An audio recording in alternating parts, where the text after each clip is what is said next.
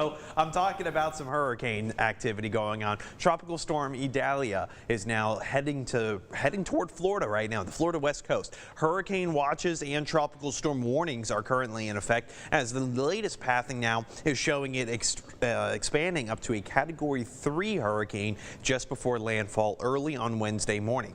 Keep in mind, the strongest part of the tropical storm or hurricane is on the right side. That's where you start to see a lot of the water begin to pool up, especially along the coastline, while on the left side you tend to see a lot more receding water, and especially a flat place like Florida can lead to catastrophic flooding as long as you are not careful. Now, I'm keeping my eye on it because it's moving into the Gulf and it might be affecting our weather, especially now that we just got this little frontal system come by. Now, I'm watching this little trough kind of hanging out from that front. That's going to give us the chance for some isolated showers and thunderstorms as we make our way into the evening. Now, I'm watching a little bit more cloud cover this morning and these northerly winds. Northerly winds will keep us nice and cool, but the cloud cover, that's going to keep us relatively muggy. And you know what?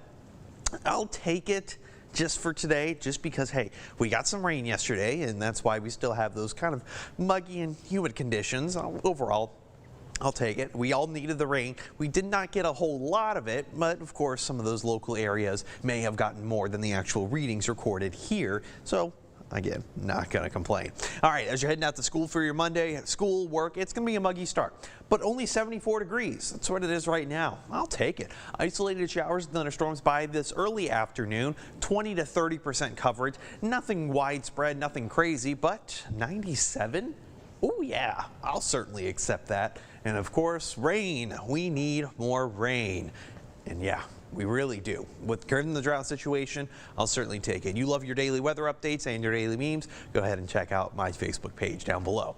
All right, overnight tonight, well, we start to still reap in the benefits of this cold front, where we see more of those lower 70s in the forecast for the I-35 corridor out to the west. Upper 60s, 66 Brownwood, 67 Comanche. All right, I'll certainly accept that. All right, here's what I got for you by this afternoon. Early around 2 o'clock, we might start to see a little bit more shower and thunderstorm activity along the eastern side of I-35, and same for I-45.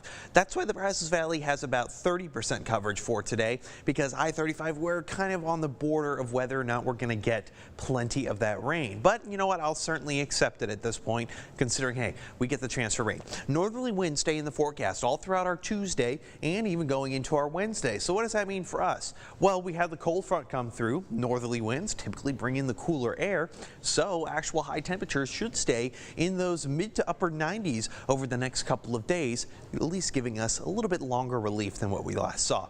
Forecast rainfall totals, yeah, this is looking a little bit more realistic than the 4:30 hour, where we saw places like Marlin getting up to over an inch of rain. Yeah, we're lucky if we get about a 1/10 of an inch of rain. This is not expected to be widespread, drought-busting, lake-filling kind of rainfall. This is just going to be at least some little relief. I'll take it nonetheless. All right, and you know what?